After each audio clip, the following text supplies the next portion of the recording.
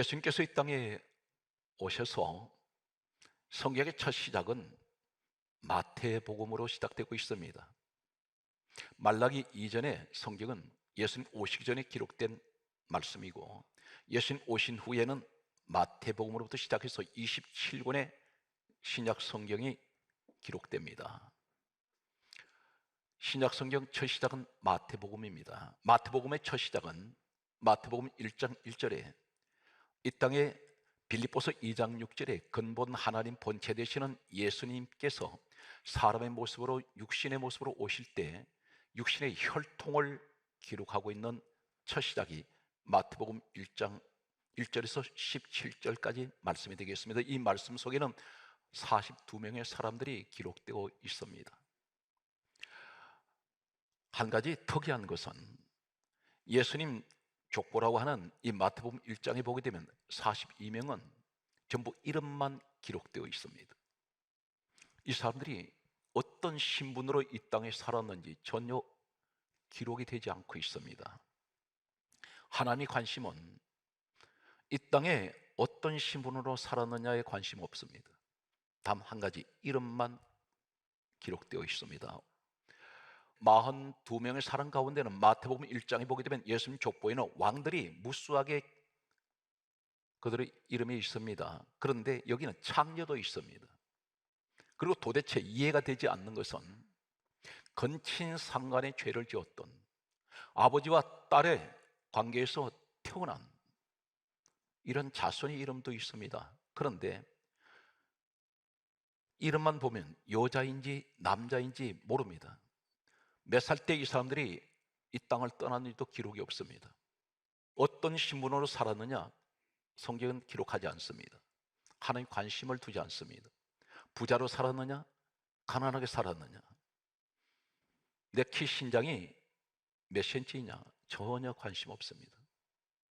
이 세상의 조건과 전혀 동떨어진 그런 내용을 성경은 기록하고 있습니다. 또 한 가지는 마태복음 1장의 첫 시작에 예수님 족보에 나타나는 한 가지는 반드시 사람 이름이 등장하고 이어서 낳고 새 생명으로 새 생명으로 계속해서 이어집니다.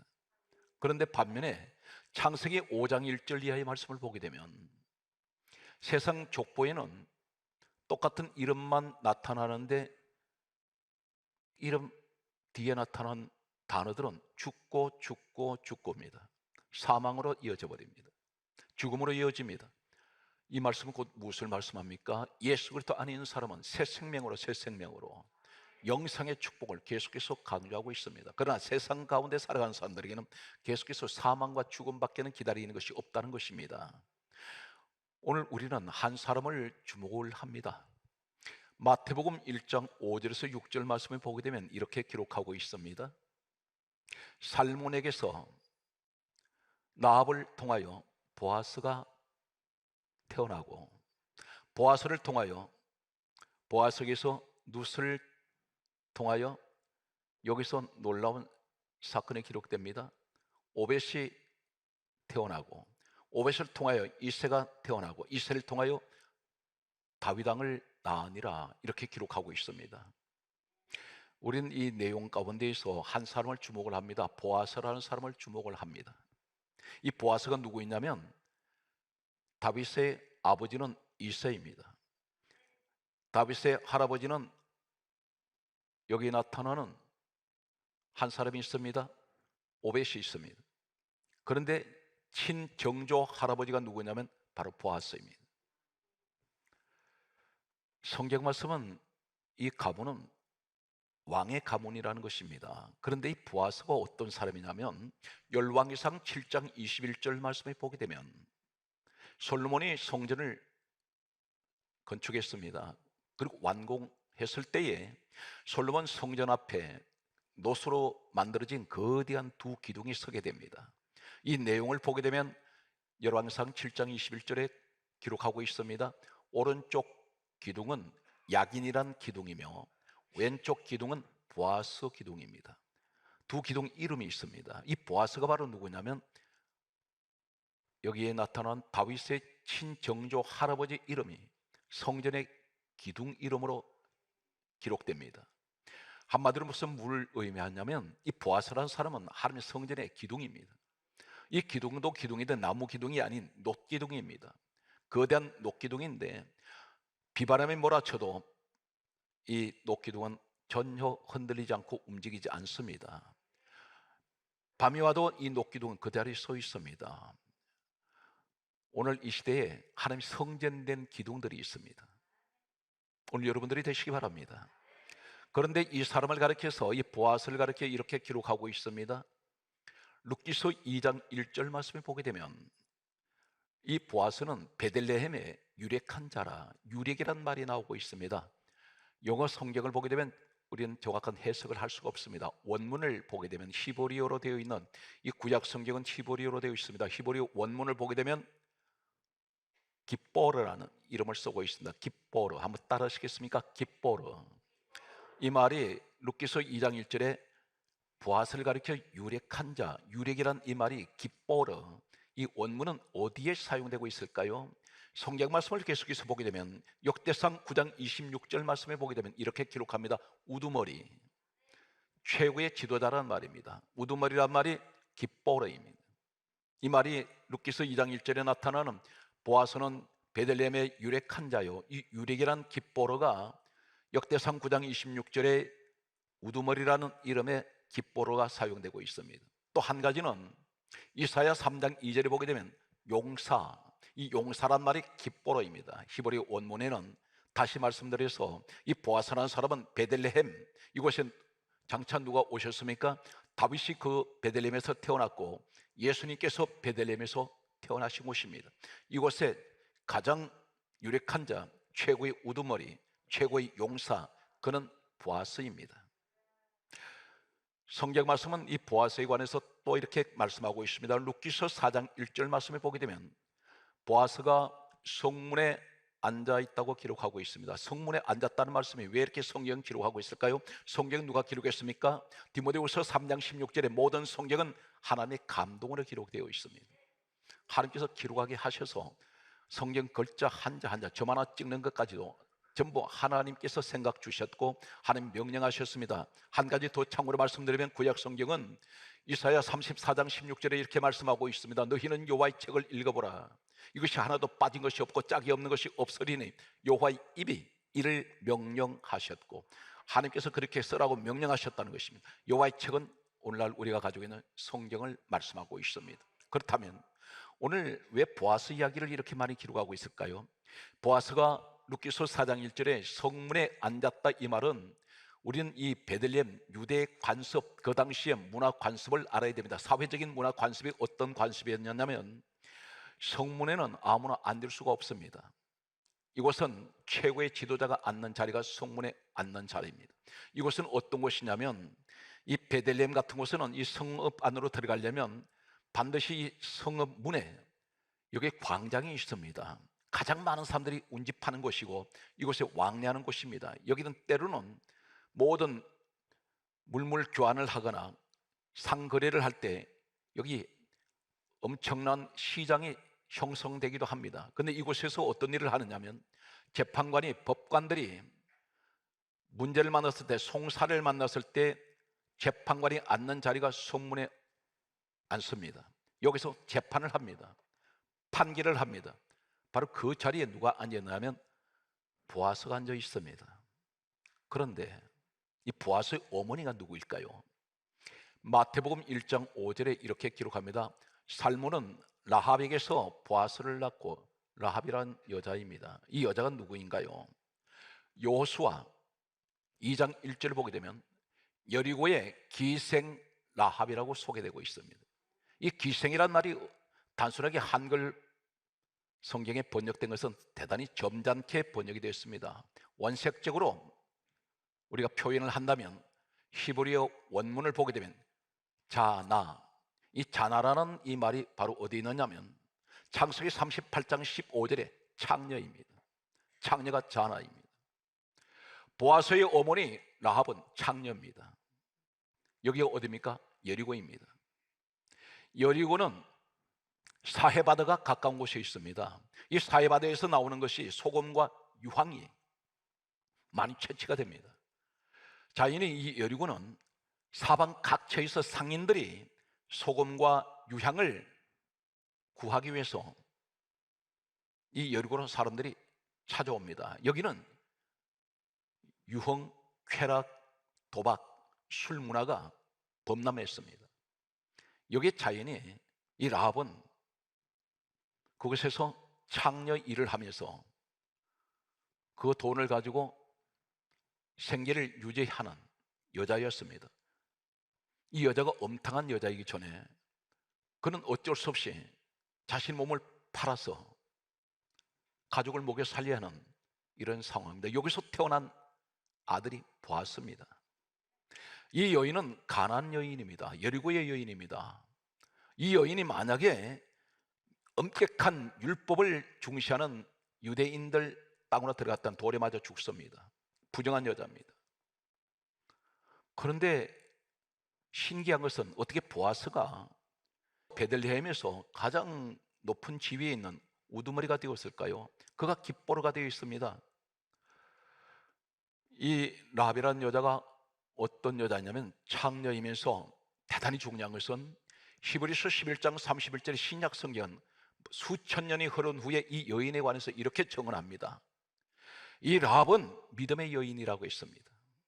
하나님을 믿는 여인이었습니다. 비록 자신은 창녀이지만 몸을 팔아서 이 보아스 이 자식을 키워야 하는 이런 상황인데, 이 보아스가 자라면서 철이 들 때 어떤 생각했을까요? 우리 어머니 창녀구나. 이 보아스는 친구와도 어울릴 수가 없었을 것입니다. 엄청난 충격과 좌절감, 비관 때문에 어쩌면 이 보아스는 폐인이 될 수가 있습니다. 완전히 삐뚤어진 그런 인생을 살아갈 수가 있습니다. 그런데 이 보아스가 가장 유대인들이 존경하는 믿음의 사람이라는 것입니다. 무엇을 말씀할까요? 비록 이 어머니는 창녀로 살아가지만 항상 사람들에게 멸시당하고 무시당하고 천박한 직업이라도 할 수 없는 이런 너무나 비참한 인생을 살면서도 이 아들에게는 오직 하나님을 잘 섬길 수 있는 믿음으로 이 아이를 성장시켰다는 것입니다. 이 아이는 상처받지 않습니다. 우리 어머니 창녀라는 일에 대해서 이 사람 비굴해하지 않습니다. 창피하지 않습니다. 이 사람은 믿음을 가진 아들입니다. 그런데 하나님께서는 단순하게 그 믿음만 가지고 있는 이 라합을 어떻게 해서 하나님께서 이 사람을 축복하셨을까요? 단순한 믿음입니까? 아닙니다. 전 성경은 이 라합 이야기가 나올 때 구약과 신약에 한결같이 강조하는 단어가 하나 있습니다. 이 내용이 요호수아 6장 25절에 보게 되면 이렇게 기록합니다. 라합이 여리고 들어온 이스라엘 백성들이 40년 광야 길을 거쳐서 마지막 가나안 땅 들어갈 때 첫 관문이 여리고입니다. 여리고를 점령할 때에 두 정탐꾼들이 들어갔습니다. 정탐꾼들이 들어갔는데 요호수아 6장 25절은 이렇게 말씀하고 있습니다. 정탐하러 들어온 사자들을 숨겼음이라 이렇게 기록하고 있습니다. 이 사자란 말이 어떤 원문을 사용하고 있을까요? 단순한 정탐꾼 아닙니다. 사자란 이 말은 이 정탐하러 들어온 사람들 가리켜 사자로 말하는 이 히브리어는 말라크입니다. 말라크가 어디에 똑같은 내용이냐면 말라기 2장 7절에 제사장은 만군의 여호와의 사자요, 이 제사장이 말라크입니다. 다시 말해서 하나님의 종입니다. 하나님이 종이 들어왔습니다. 그런데 이 여인은 믿음으로 하나님의 종을 숨겨주었습니다. 발각되면 이 집안 몰살당합니다. 여리고의 왕이 수배를 내렸습니다.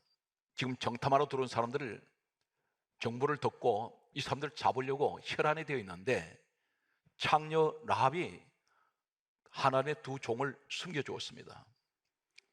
목숨을 담보로 하는 대단히 위험한 일을 이 라합이 했습니다.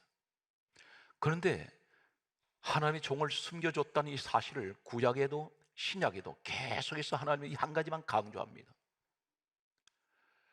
하나님께서 너무나 귀하게 보셨습니다. 사랑하는 성도 여러분, 이 라합 같은 사람이 이 시대에 필요합니다.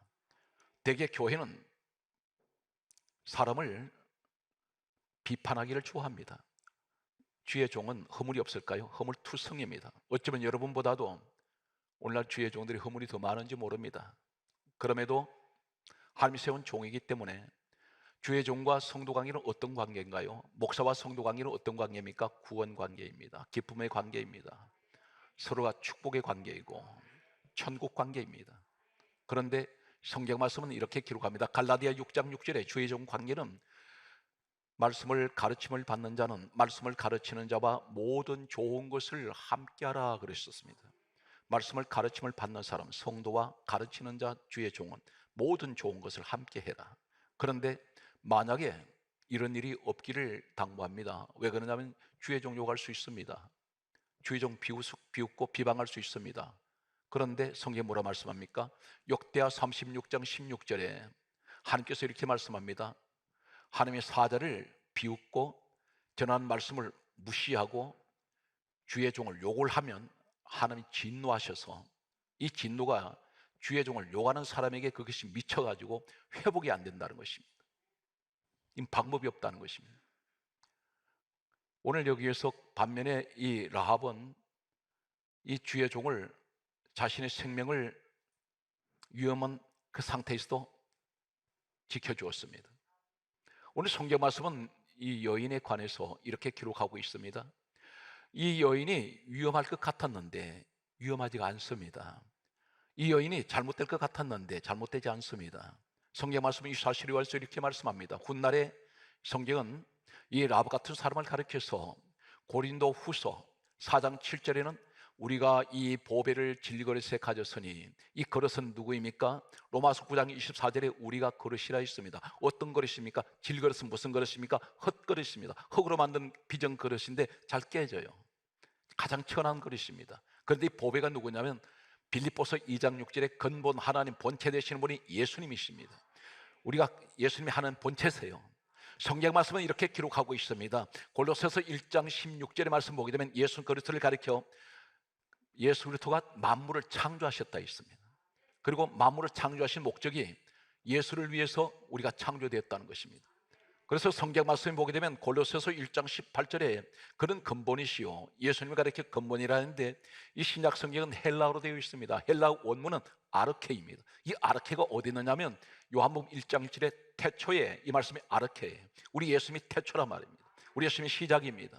그런데 이 보배를 질그릇에 내가 가졌습니다. 나는 아버지 하나님 천한 그릇이에요. 잘 깨지는 그릇입니다. 연약한 그릇입니다. 그런데 보배 되시는 하나님 본체 되시는 예수 그리스도께서 내 마음에 계시니 성경 말씀 뭐라 말씀합니까? 라합이 하나님을 믿음으로 하나님과 늘 함께하는 사람이었습니다.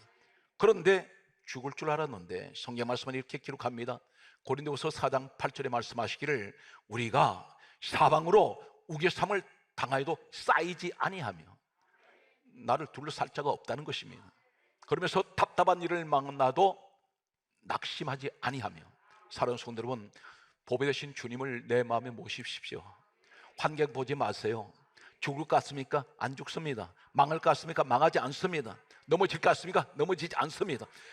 오직 이 보배 되시는 예수 그리스도가 내 마음에 계시면 아버지 하나님 나 질그릇입니다.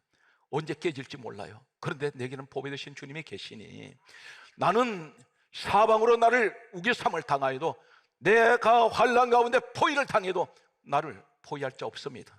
나 답답한 일 만나도 낙심하지 않습니다. 성경 말씀은 계속해서 이렇게 강조하고 있습니다. 고린도후서 4장 9절에 하시는 말씀이 박해를 받아도 버림받지 아니하고 크게 따라서 거꾸로 떨림을 당해도 나는 망하지 않습니다. 왜 그렇습니까? 보배 되신 주님이 내게 계십니다. 이 라합은 이러한 믿음을 가지고 있는 사람입니다. 오늘 성경 말씀은 그렇다면 이 보아스, 이 사람은 어머니로부터 하나님을 향한 믿음을 배웠습니다. 그래서 이 사람은 유대 땅에 오게 되었는데 어떻게 오게 되었을까요? 성경 말씀은 이렇게 기록합니다. 여호수아 6장 25절에 이 라합은 이스라엘 백성들이 대단히 고마워했습니다. 그래서 성경 강조합니다. 이스라엘 중에 이 라합이 거주하였더라. 베들레헴에 갈 수 없는데 갔습니다. 그런데 여기에 아들이 보아스가 같이 갔습니다. 그런데 성경은 강조하고 있습니다. 그렇다면 이 보아스가 나중에 결혼한 사람이 누구입니까? 룻입니다. 룻은 재혼한 여자입니다. 성경 말씀은 이렇게 기록합니다. 이 보아스는 아픈 어머니에 대한 상처를 가질 수 있는데 상처를 받지 않아요. 대단히 믿음으로 건강한 사람입니다. 그런데 반면에 이 라합의 며느리 되는 사람, 보아스의 아내 되는 이 룻, 이 여인은 어떤 여인입니까? 룻기서 1장 4절을 보게 되면 모압 여인입니다. 모압이라는 말이 성경 강조합니다. 왜 하나님 이 말씀을 강조할까요? 이 모압 사람이 어떤 사람일까요? 창세기 19장 37절을 보게 되면 소돔에 살고 있던 롯이라는 사람이 큰딸과 동침을 해서 건친 상간으로 태어난 아들이 있습니다. 이 아들이 모압입니다. 룻의 조상이 이런 너무나 비극적인, 그리고 너무나 있어서는 아니 되는 이런 상황에서 태어난 모압의 자손이 룻입니다. 조상 잘못 뒀다고 말할 수 있습니다. 나는 왜 이런 가정에 태어났을까 말할 수 있습니다. 보아스도 마찬가지입니다. 나는 왜 이런 부모님, 우리 어머니를 이런 장녀를 만났을까. 그런데 한결같이 부부가 이러한 상처를 가지고 있는데, 이 룻이란 여자가 모압 여자인데 베들레헴에 들어갈 수 없습니다. 왜 그러냐면 신명기 23장 3절 말씀을 보게 되면 이렇게 기록하고 있습니다. 암몬과 모압 사람은 여호와의 총회에 들어오지 못할 것이요 하나님 나라에 못 들어갑니다. 하나님께서 그렇게 정해놔 버렸습니다. 그런데 이 여인이 겁없이 베들레헴으로 가려고 합니다. 왜 그러냐면 그 시어머니가 유대 여인입니다. 베들레헴에 살고 있다가 흉년이 와서 남편과 두 아들 데리고 모압 땅에 갔다가 10년 정도 지날 때 남편 세상 떠나고 두 아들 다 잃어버렸습니다. 며느리만 두 사람이 남았습니다. 이 나오미는 나이가 들어서 점점 이제 노쇠한 모습으로 바꿔갑니다. 이 사람 재물 없습니다. 돈 한 푼 없습니다. 이 가정은 대를 이을 남자가 없습니다. 아무도 돌봐줄 사람이 없습니다. 그런 나오미는 어떤 생각을 했냐면 내가 죽어도 내 고향 베들레헴으로 가서 죽어야 되겠다. 그러면서 떠날 때 두 며느리가 따라옵니다. 첫째 며느리는 오르바요, 둘째 며느리는 바로 룻입니다. 이 나오미가 이렇게 말합니다. 너희들은 나를 따라오지 말고 친정으로 돌아가라 말합니다. 두 여인 다 모압 여인입니다. 이 나오미가 말하는 의미 속에는 이런 의미가 있습니다. 너희들 유대 땅 들어오면 돌이 맞아 죽어. 누가 때려 죽일지 모른다. 이 율법입니다. 이런 것을 염려한 나머지 못 따르게 했는지 모릅니다. 그리고 나 따라가 봐야 아무 소망 없다. 가진 돈도 없고 이제 너희들하고 결혼할 사람도 없고 나는 자식도 없는데 너희들이 여기 따라오면 비참한 인생이 될 수 있다는 사실을 이 나오미는 알고 있습니다. 그런데 이 룻이 이렇게 말합니다. 룻기서 1장 16절에 어머니를 따라가겠다고 결사적으로 매달립니다. 성경에는 붙쫓았더라, 이 말은 결사적으로 목숨을 걸고 매달리는 모습입니다. 그 이유가 뭘까요? 가장 결정적인 이유는 어머니의 하나님이 내 하나님이십니다. 이 모압 땅은 우상 섬기는 곳입니다.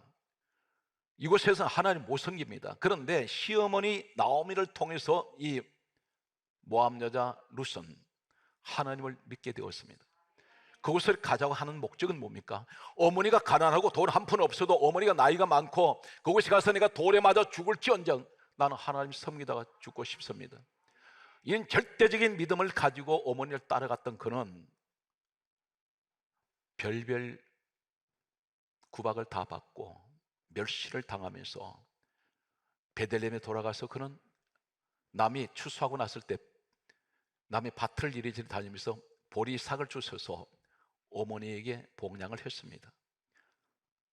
라합도 창녀인데 믿음의 여인, 룻은 모압 여인인데 믿음의 여인, 이 보아스 남편은 어머니 창녀인 라합을 통해서 믿음을 가졌던 이 여인, 이 룻은 시어머니를 통해서 믿음을 가졌던 사람입니다. 하나님이 이 사람을 절묘하게 두 사람의 만남을 연결시킵니다. 두 사람이 결혼을 했는데 여기에서 놀랍게도 가장 조상을 잘못 두었다고 비참해 할 수 있는 이 사람들이 바로 다윗의 왕가의 왕족 가문이 됩니다. 이 집안에서 계속해서 태어난 사람이 다윗이 태어나고 솔로몬이 태어나고 히스기야 유명한 왕들이 계속 태어납니다. 오늘 성경 말씀은 우리에게 이렇게 말씀하고 있습니다. 사랑하는 성도 여러분, 무엇이 없습니까? 몇 번 실패했습니까? 하나님 실패 횟수 보지 않습니다. 사람은 다 실패합니다. 가정도 실패할 수 있고, 사업도 실패할 수 있고, 직장생활 실패합니다. 학생들이 시험에서 자신이 기대했던 점수가 나오지 않을 때가 있습니다. 대학교 바로 합격하면 되는데 실패할 때가 있습니다. 그러나 낙심하지 마십시오. 만약에 그렇다면 보아스는 낙심했을 것입니다. 룻도 낙심했을 것입니다. 지레 겁을 먹고 가지 않을 수 있습니다.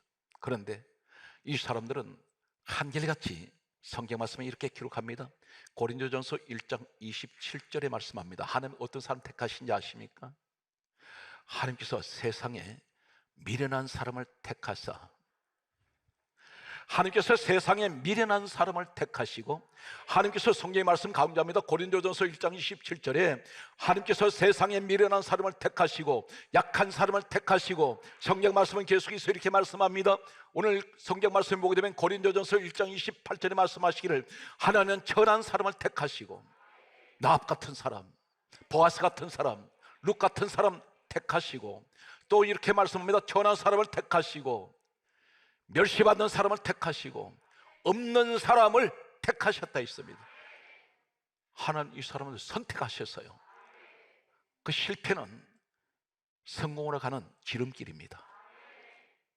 반드시 하나님께서는 실패한 사람을 통해서 성공하게 만듭니다. 말씀의 결론을 맺겠습니다. 빌립보서 2장 6절 강조합니다. 우리의 하나님 본체 예수님. 이제는 우리는 어떻게 살아야 됩니까? 히브리서 12장 2절에 믿음의 주요 온전하게 하시는 예수를 바라보십시오. 주님을 바라보세요. 힘들고 어려울 때 사람을 보지 말고 환경 보지 마세요. 주님만 바라보시면 반드시 하나님은 우리를 푸른 초장 맑은 신의 물가로 인도해 나가시는 오늘 다윗의 축복이, 이 가문의 축복이 여러분과 함께 하시기를 주의 손으로 축원합니다.